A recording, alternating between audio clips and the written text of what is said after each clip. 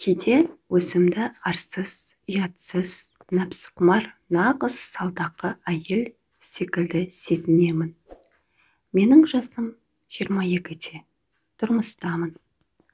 Өмірімде бірдеңе жетпейді деп айта алмаймын. Бойым 170 сантиметр, тартымды, аяқтарым әдемі, үлкен емес, бірақ үнемі ұштары аймалауды қалайтын анарым бар. Я, мен сондаймын.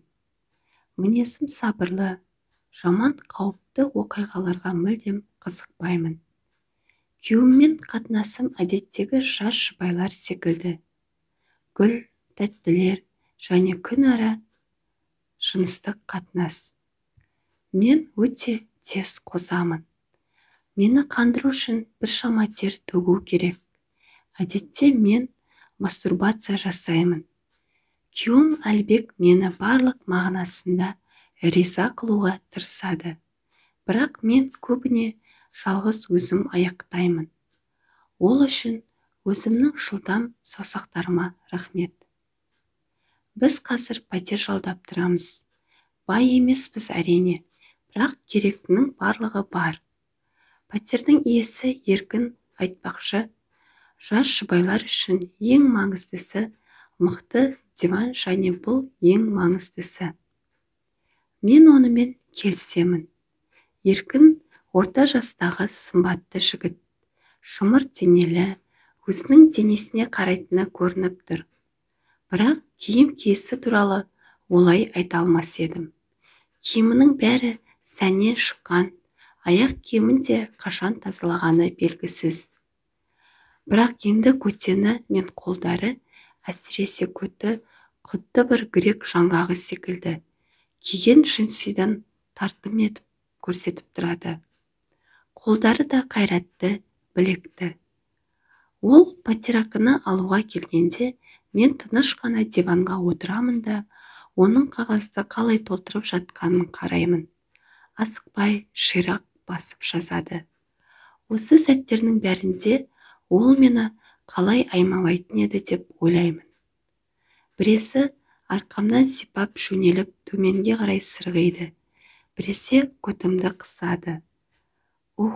Әдетте ол кететін кезде мен де күйеуіммен сұмдық қатынас болатын. Әдеттегіде ол мені мыжғыламайтын. Мен оны итеретінмін. Сонда бітіретін кезде ваннаға барып, орамалды тісімен қысып, өзім бітіретінмін. Бір күні Әлбек теледидар көріп жатып, қайдағы жоқ нашар фильм тауып алыпты. Сюжеті ойдан шығарылған. Бірақ ол маған ұнағаны сонша, тіпті күйеуімнің айтқанын естімеппін. Естідің бе? Деп шынтағымен мені түртіп қалды. Ай, ақымақ, шошынғаннан атып тұрдым. Не? Есікті тарсылдатып қағып жатыр екен. Оны сол кезде ғана естідім. Күйеуім есікті ашуға кетті. Еркін келген екен. Қалайсыңдар? Әдеттегідей қатты дауыстап амандасты. Ассаламағалейкум, деп күмбірледі күйеуім. Мен есікті қағып тұрмын, естімедіңдер ме? Я. Күйеуім ұялып қалды. Фильм көріп отыр едік. Болып тұрады, деді пәтер иесі, бөлмеге кіріп келе жатып. Сәлем, Мика, қалайсың? Жақсы, өзіңіз? Жақсы, есептесеміз бе? Деп сұрады үй иесі.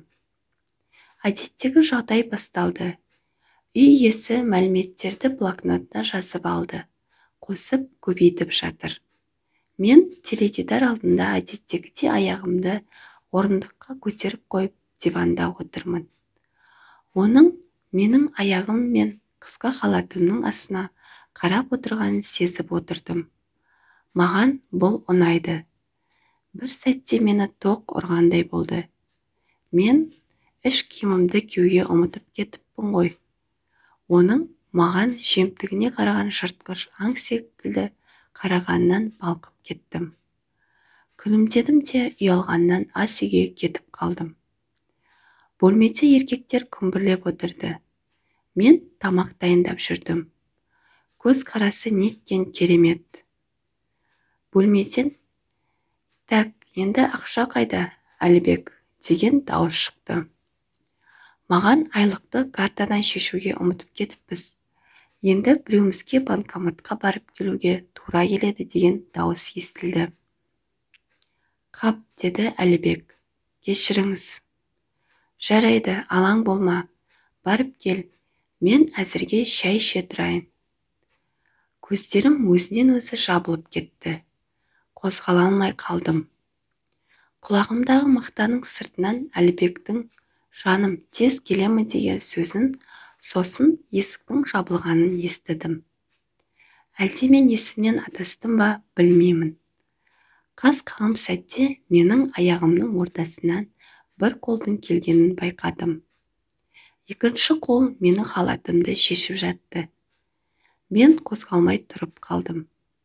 Тек қана түсім болмаса екен деген тілектен басқа ой келмеді. Еркіннің ерні менің мойныма, кейін құлағымның ұшына жетті. Екінші қолы менің бөксемді қысып аймалап, менің екінші жағымды көздегенін аңғартты. Не болып кетті? Одан да қатты қысқан сәтті. «Тезірек мені итерші», деп сыбырладым. Ол күттірмеді. Мені жылдам қабырғаға бұрып жібергенде, мен қолыммен қабырғаға тіреліп алдым. Аяғымның арасын қалай ашып жібергенімді өзім байқамай қалдым. 4 ескі танысым артымнан бірден кірді, ал екінші қолының саусақтарымен күнтимемді аймалады. Кейде анарым мен оның ұшына да барып тұрды. Я, халатым жерде жатыр. Іш киімімді де есіме де алмадым. Сол кезде қолын күнтимеден ала салып, артымнан ортасымен келе жатты. Керек емес, өзім байқамастан айтып қалдым. «Керек», деді қарылдаған даусымен. Суланған саусақтары менің артымнан лезде сулап жібергендей болды. Мені артқа қарай тартты да, бір қолымен қаттырақ еңкею үшін арқамнан баса берді. Артымның кеңейіп кетті де, осы сәтте алаңға мүшесі шықты. Мен оны көзімнен, қиығымен ғана байқап қалдым. Соның өзінде көргенімнен денем тітіркеніп кетті. 4 саусағы қайта суланған күнтимемді аймалауға кеткенде, ол қазір мүшесін сулағысы келетінін түсіндім. «Мама», сыбыр ете қалдым. «Қорықпа жаным, мен ауыртпаймын». Әбден суланған мүшесін ол менің артыма алып келгенде, демімді ішіме алып дайындала бастадым.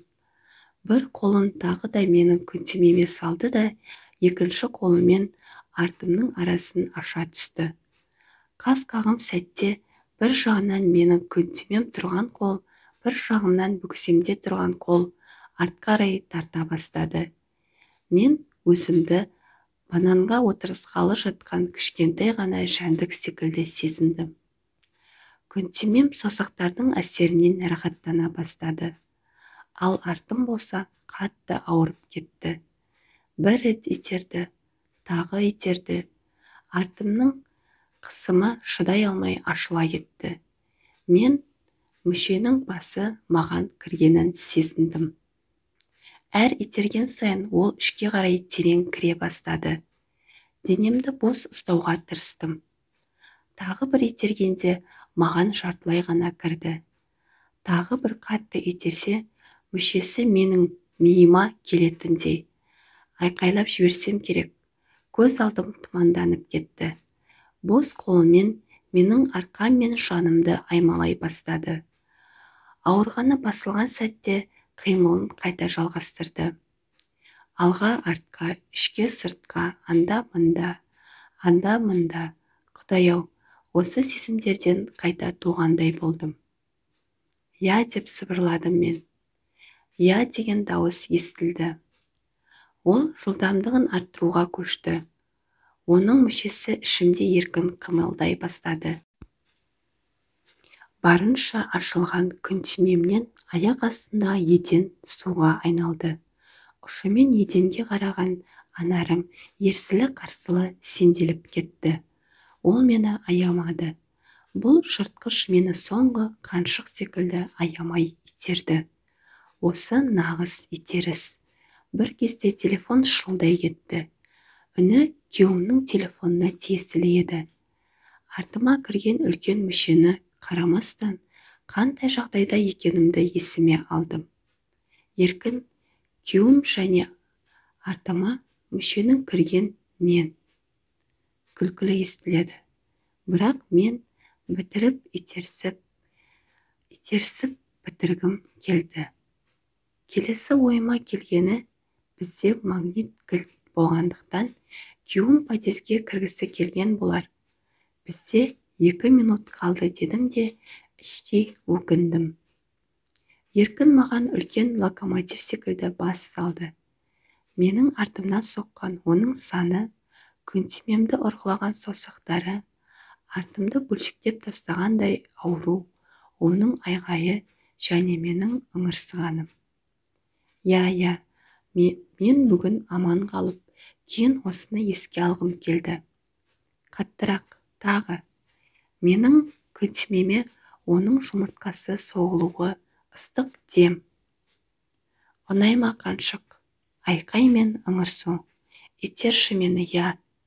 Менің даусымен бір жабайы аң айқайлағандай болды. Аямай істеші, я. Мүшенің бір жақтан ұрғаны менің миымды екінші жаққа шығарғандай болды. Итерші мені. Ештеңені ойламастан, ішімдегі қысымның әсерін қалай болсын басу үшін айқайлай бердім. Қазір түсім емес екенін, мені шынымен үлкен мүшемен итеріп жатқанын сезу үшін бар күшіммен айқайладым. Есікке кілттің салынды. Халайық, мен келдім, деді Әлібек айқайлап. Сендер де бұл дауысты естідіңдер ме? Деп сұрады. Көршілерімізде жатпайды екен. Ол күлімдеп жіберді. Еркін екеуміз ас үй орындығында үнсіз отырғанбыз. Кеседе кофе мен шай да болмады. Болғаны тек жыртылғандай 2 тесік пен артқы аққан сұйықтық. Осы арсыздықтың бәрін менің кішкентай ғана халатым жауып тұрды. Үй иесі бізге келген сәттегідей киініп отыр. Маған ойлана қарап қояды. Еркектер ақшаны есептесіп болып, үй иесі кетуге ыңғайлана бастағанда, мен оған артыммен бұрылдым да, байқаусызда артыммен оның мүшесіне жақындадым. Ол да байқаусызда қолымен менің әлі де болса тесіктерімді сипай кетті. Үлкен саусағымен артқа, ал сұқ саусағымен күнтимеме кіргенде оргазмның ұшқыны қайта сезіндім. Мені осылай бірнеше сәт ұстап тұрды да, менің тесіктерімді босата қойды. Көтімді сәл қысып жіберді. Күйеуім ештеңені байқамады да, қоштасып болған соң күйеуім екеуміз шай ішуге кеттік. Ас үйдің тап ортасында менің трусиім жатыр екен. Сене, ақылынан адасқансың ба? Іш киіміңді неге шашып тастайсың? Жоғалтып алған шығармын деп қызарып кеттім. Бүгіннен бастап келесі пәтерақы төлейтін күнді күтіп жүрмін.